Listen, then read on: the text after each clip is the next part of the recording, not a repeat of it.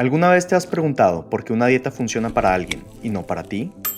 La respuesta podría estar en tus genes.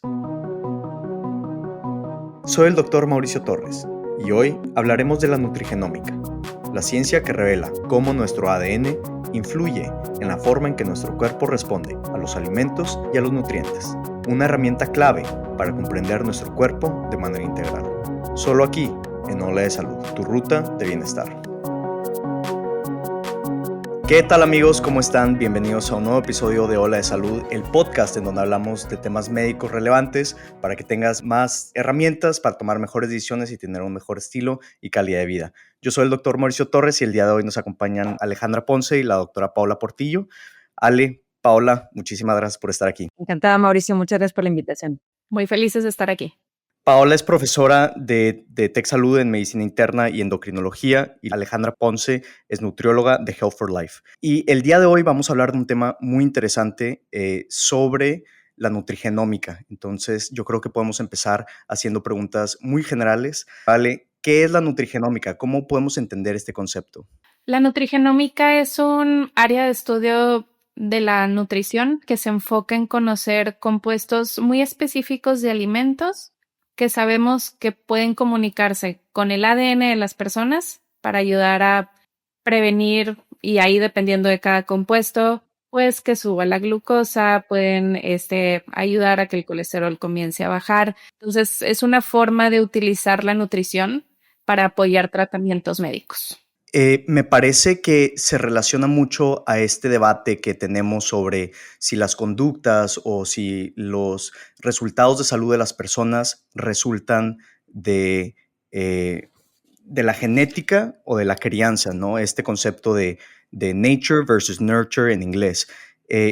¿La nutrigenómica nos puede ayudar a entender este debate y este concepto? Existe este debate y lleva años existiendo, pero en mi experiencia creo que debe ser una combinación de un conocimiento de ambas partes. Antes no se conocía la parte genética, ahora ya es posible conocerla y lo que tenemos que hacer es combinarla con nuestro ambiente o estilo de vida. Doctora Paola, ¿cómo puede impactar la genética, ese ADN que llevamos todos en nuestro cuerpo, en el desarrollo de enfermedades? Gigante. De hecho, complemento exactamente lo que los dos estaban comentando. Digamos que la genética es prácticamente como esta tabula rasa, ¿no? ¿Cómo estoy hecho? Entonces, tengo esta definición y durante el resto de mi vida, o sea, no nada más un periodo, creo que esta es la parte donde tenemos que hacer hincapié.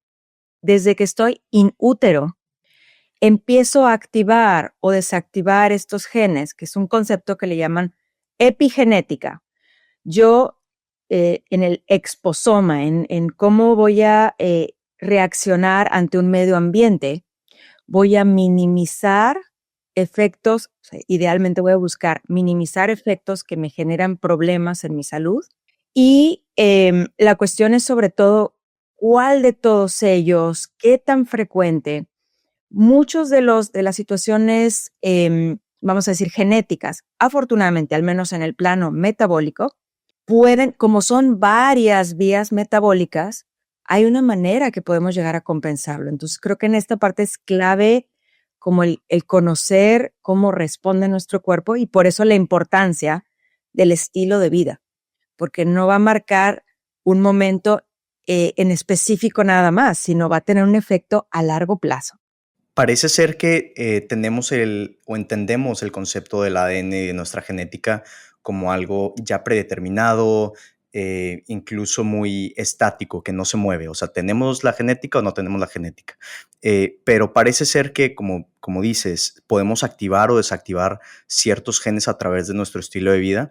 ¿Cuáles son, Paula, algunas de estas como acciones que pudieran activar o desactivar los diferentes tipos de genes? Claro, y ahí me parece súper importante lo que está mencionando Alejandra. La alimentación es una de ellas, que se ha visto que ciertos alimentos, ciertas tendencias a grupos alimentarios de manera continua pueden como combinarse con esta predisposición genética que yo tengo y expresarse de una manera en la que yo tiendo, por ejemplo, a tener más grasa visceral, que esta, por ejemplo, es uno de los principales factores de riesgo para resistencia a insulina, para desarrollo de diabetes, para desarrollo de presión arterial elevada.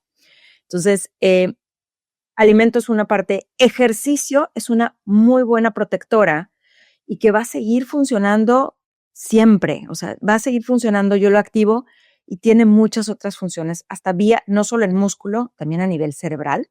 El tabaco es algo que puede activar más riesgo inflamatorio y puede hacer esta parte protectora genética que se elimine y tiendo a tener más estos genes que son agresivos. Entonces, esto, y ahora hablamos de ya siglo XXI, introducimos estos conceptos de sueño, estrés,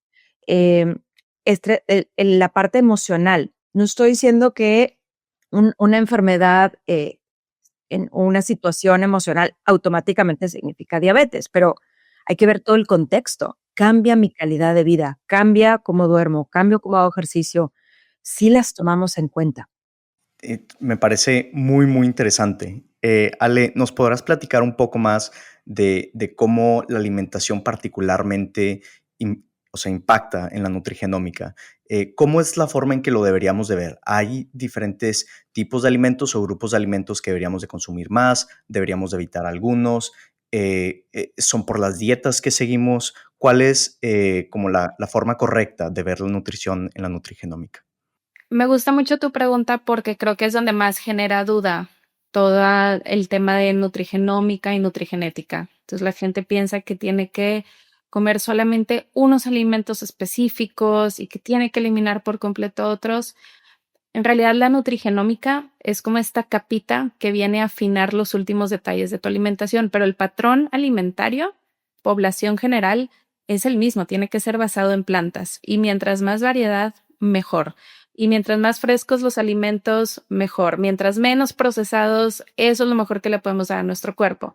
Entonces, la base a nivel poblacional es la misma y la nutrigenómica viene a afinar esta última capita de decir, ok, pero tú tienes ahorita un problema de resistencia a la insulina. Pues vamos a darte alimentos cuyos compuestos puedan tener más efectos sobre estos genes. Entonces ahí encontramos incluso especias, como por ejemplo la canela. La canela es muy buena, ayuda a regular genes que tienen que ver con resistencia a la insulina.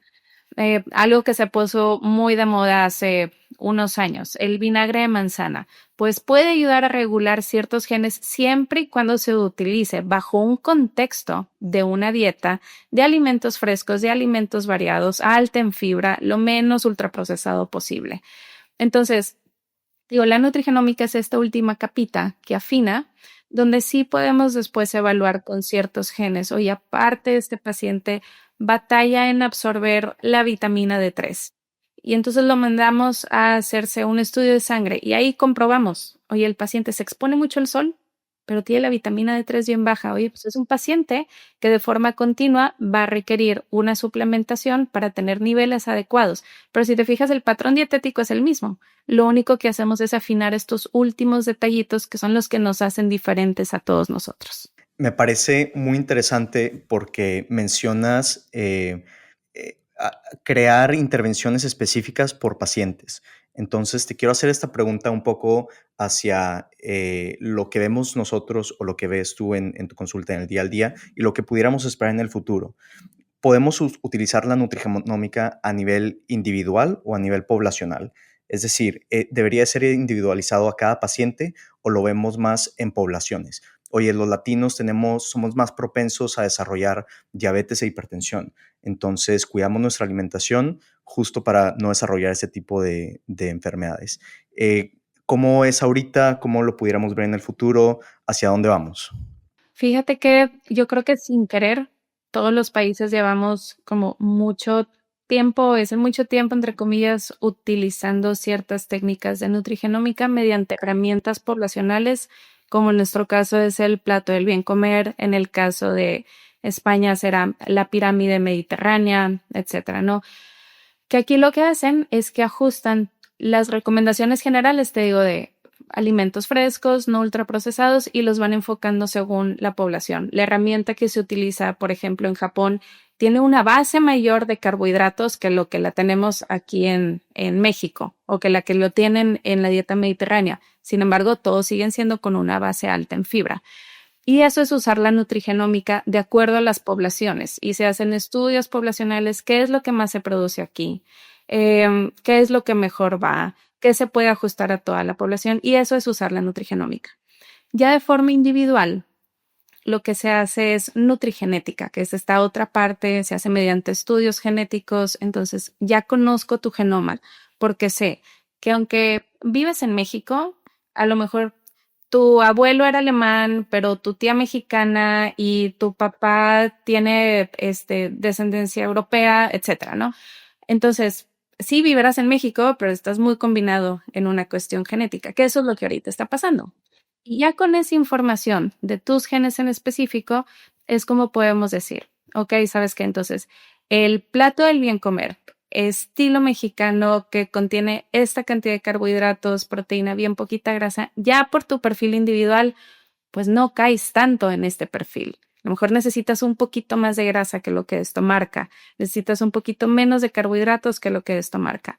Entonces, sin querer, creo que la nutrigenómica se ha estado utilizando al final de crear como estos patrones alimentarios de acuerdo a las poblaciones, y ya la nutrigenética se utiliza de una forma individual para conocer exactamente lo que le va a cada persona.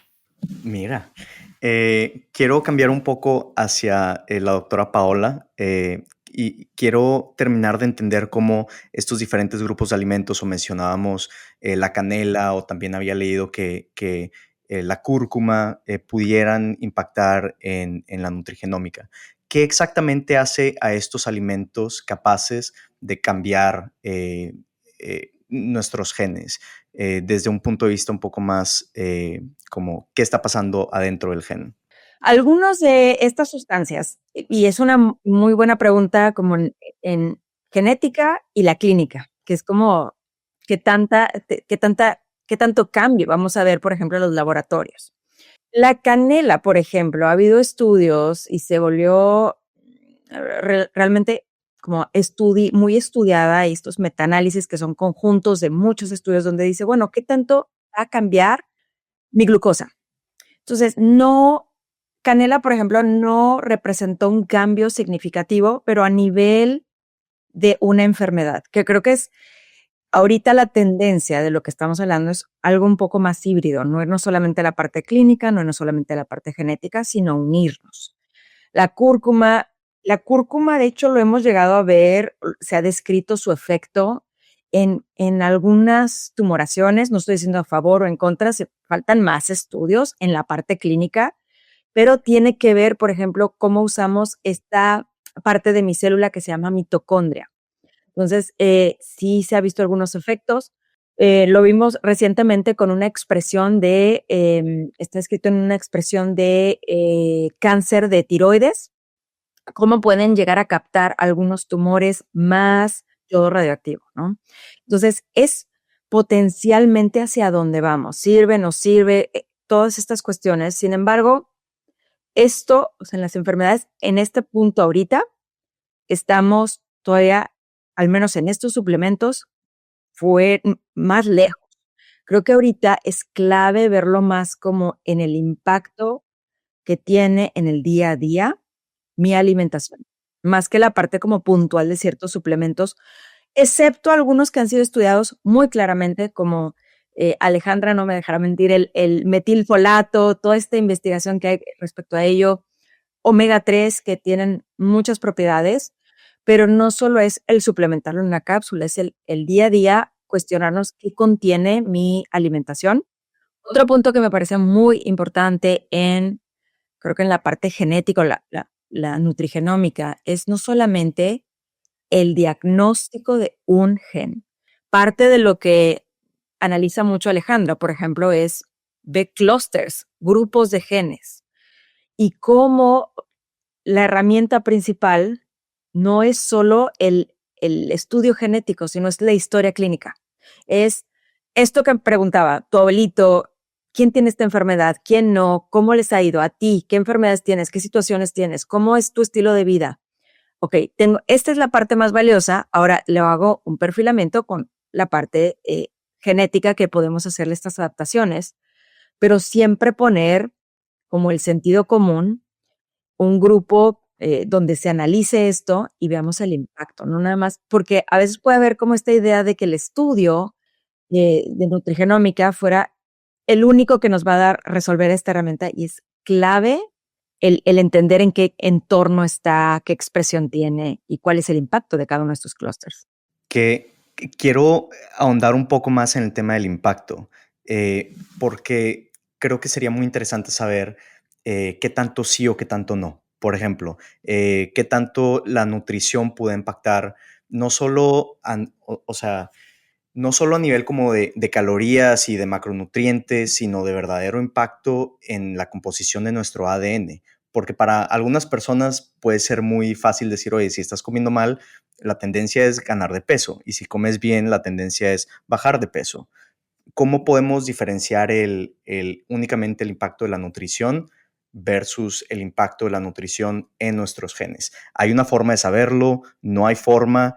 ¿Y qué tanto impacta la nutrición sobre la nutrigenómica en incrementar y disminuir de peso? Creo que debe de ser una combinación de ambos, como en cuestión de aumento o pérdida de peso, pues mucho tiene que ver la cuestión calórica, ¿no? Entonces, un paciente a lo mejor hospitalizado que no puede recibir alimento vía oral, pues va a perder mucho peso, pero no significa que sea saludable. Quizá ni siquiera está recibiendo los nutrientes adecuados. Entonces, ¿cómo lo vemos el impacto? Vamos a decirlo así, como ya más hacia la parte genética, es cómo se empieza a sentir el paciente durante el día. No es nada más, oye, estoy teniendo hambre, estoy perdiendo unas cuantas tallas, estoy descansando mejor, tengo menos inflamación. Lo podemos dar luego mucho en pacientes que tienen como dolor articular, que dicen, oye, desde que cambié a comer más plantas, menos ultraprocesados y demás, pues es que ya no me duele tanto, puedo mover mejor mis manos, aguanto más haciendo ejercicio. ¿Qué significa más aguanto? ¿Qué significa aguanto más haciendo ejercicio? Significa también que dentro de los alimentos que estás escogiendo son estos que favorecen una mayor oxigenación, que junto con tu ejercicio te ayudan a sentirte bien. No nada más alimentos con pocas calorías que a lo mejor incluso te harían aguantar menos porque te están dando menos energía. Entonces aquí parte de lo que se intenta manejar con los pacientes es dentro de los grupos de alimentos, vamos a intentar conocer aquellos que te aporten no nada más las calorías adecuadas, sino la mayor cantidad de micronutrientes, de antioxidantes, de fitoquímicos, de antiinflamatorios posibles. Entonces, lo que queremos con las frutas, y este es un ejemplo que le doy a los pacientes, ¿no? Lo que queremos de las frutas es que te aporten fibra, que te aporten vitamina C, porque de ahí lo obtenemos, que te aporten, por ejemplo, betacarotenos, que te aporten agua también. Y entonces podemos tener o sea, un ejemplo, ¿no? Oye, pues que como una taza de melón versus medio plátano. Los dos nos van a dar la misma cantidad de calorías, los dos nos van a dar la misma cantidad de carbohidratos. Pero en sí lo que estamos buscando de las frutas, en ese ejemplo específico, pues lo podemos obtener más fácil del melón que del plátano. Entonces, ahí es donde le podemos ayudar a los pacientes a aprender a distinguir, oye, ¿qué es lo que necesitas ahorita? Verduras. Te pueden decir, como mucha verdura, como pepino todo el día y a lo mejor jícama y lechuga. Sí, pero lo que buscamos de las verduras es que obtengas hierro, que obtengas fibra, que obtengas vitaminas de complejo B, que obtengas minerales. Es más fácil si lo obtienes si estás consumiendo brócoli, coles de Bruselas, acelgas, espinacas. Entonces, de esta forma les podemos ayudar a diferenciar. No hay alimentos malos. Hay alimentos que dentro de las mismas calorías, dentro de la misma porción, nos van a aportar un poquito más. Y ese poquito más es el que va a tener ya la oportunidad de irse hacia la parte genética y decir, ok, en todos estos genes que puedo actuar, venga, vamos a modular la inflamación, vamos a ayudar a modular la glucosa, vamos a ayudar a modular esto y otro, ¿no? Entonces creo que esa es la forma de verlo. nutrición, pérdida de peso tiene que ver más con cuestiones calóricas, el sentirte bien en tu todo, el descansar, el no sentir inflamación, el tener buena digestión y demás, ya es donde esos mismos alimentos llegan hasta el ADN y dicen, venga, yo puedo actuar sobre todo esto, tengo oportunidad de hacerlo, lo voy a hacer.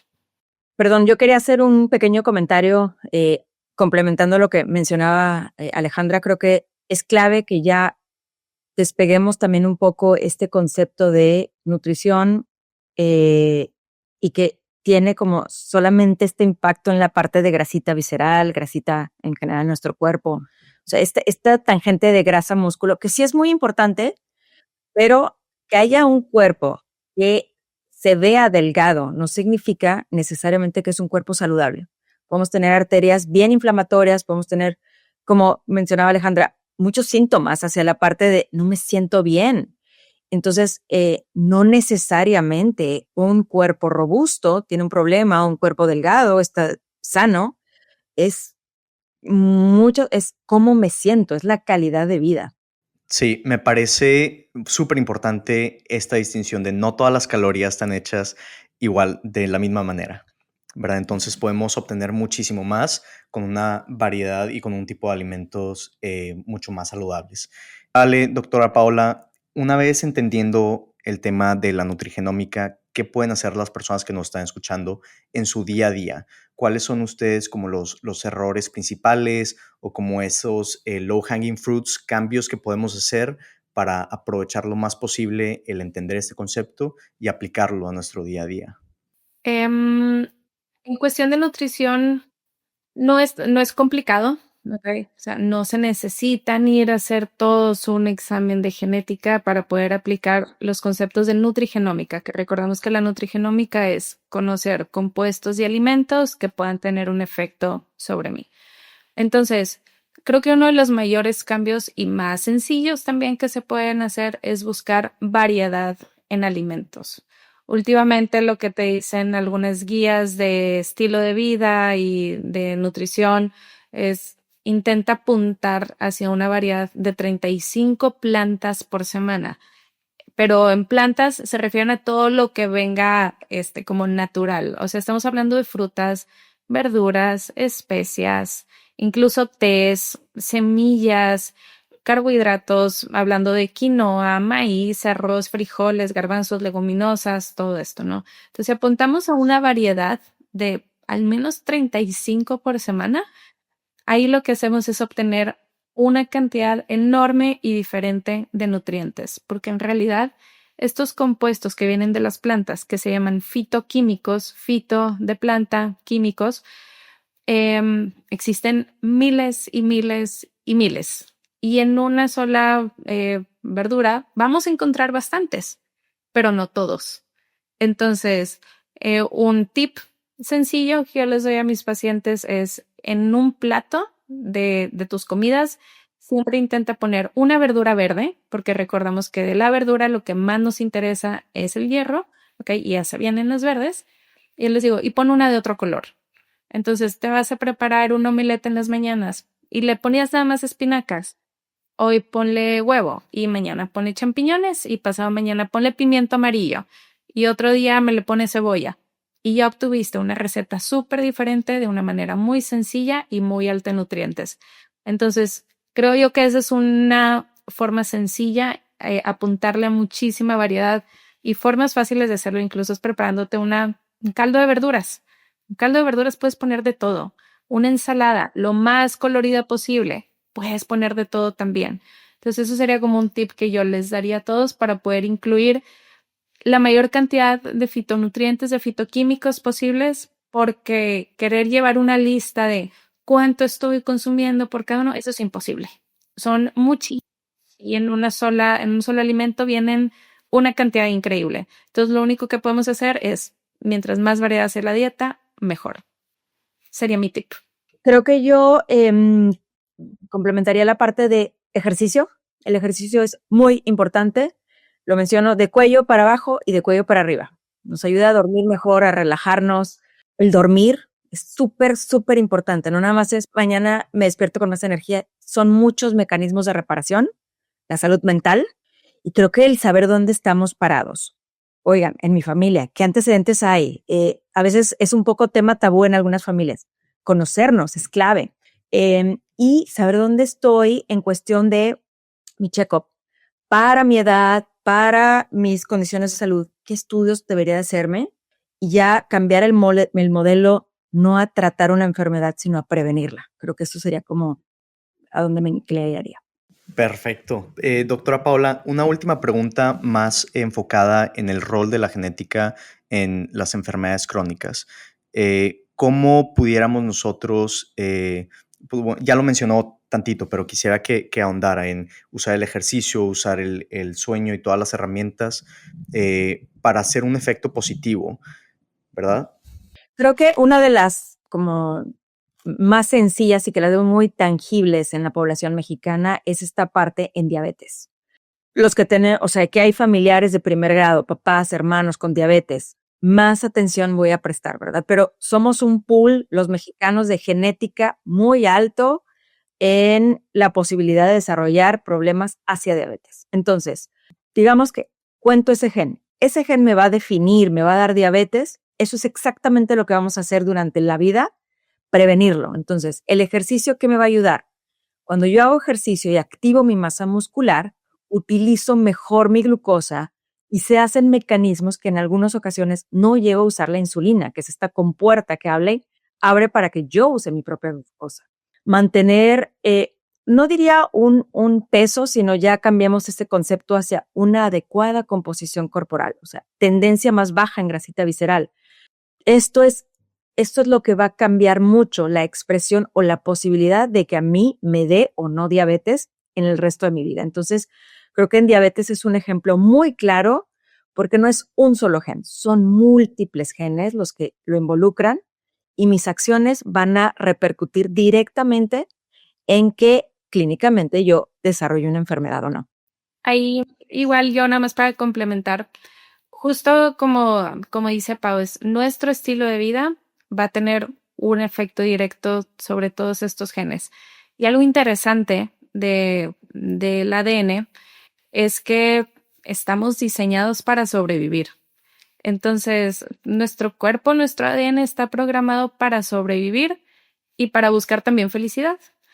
Entonces, ¿qué sucede cuando yo le empiezo a dar a mi cuerpo como todo este estilo de vida saludable? Empieza a haber una cascada de reacciones bioquímicas y todas estas reacciones bioquímicas van generando ciertos compuestos que pueden entrar hasta nuestro ADN. Algunos de estos compuestos, por ejemplo, se llaman grupos metilo. Entonces, los grupos metilo yo los defino como está nuestro ADN, ¿verdad? Y ese está escrito, vamos a decir, en tinta permanente, o sea, no vamos a cambiar nuestros genes, ahí están. Pero estos grupos metilo se comportan como si fueran unos candaditos, y estos candaditos van a ir a buscar esos genes de riesgo. Y eso es lo que estamos buscando. Entonces, hacemos ejercicio, se empiezan a generar cascadas de información que van generando compuestos, comemos bien, otra vez, cascadas de información que generan compuestos que se comunican con el ADN y de cierta forma se convierten en estos candaditos que llegan al ADN y dicen, aquí hay un gen de riesgo, mira, me pongo aquí arribita para que eso no vaya a salir de aquí. Aquí hay otro gen, me pongo arribita para que eso no vaya a salir de aquí. Estos candaditos, como me gusta que se los imagine la gente, nacemos con ellos, como decía Pau, desde que estamos in útero, gracias al estilo de vida que tuvo mamá, que tuvo papá previo al embarazo y durante el embarazo, vamos generando estos candaditos y los podemos mantener con un buen estilo de vida o los podemos ir perdiendo. Y la idea es mantenerlos.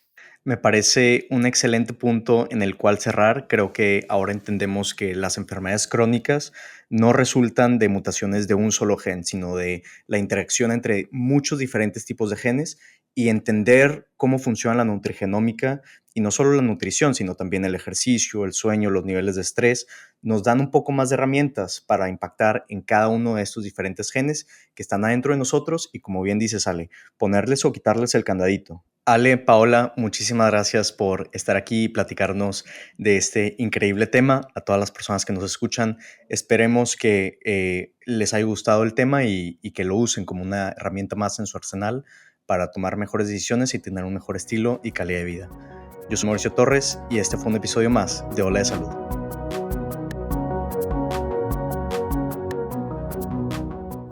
Hola. Somos Rosalinda Ballesteros y Luis Raúl Domínguez. Y te invitamos a escuchar Cuida tu Mente, un podcast donde expertos del TEC de Monterrey e invitados brindan herramientas y consejos para potenciar una vida positiva. Cuida tu Mente es parte de Tech Sounds Podcast, la barra oficial del Tecnológico de Monterrey.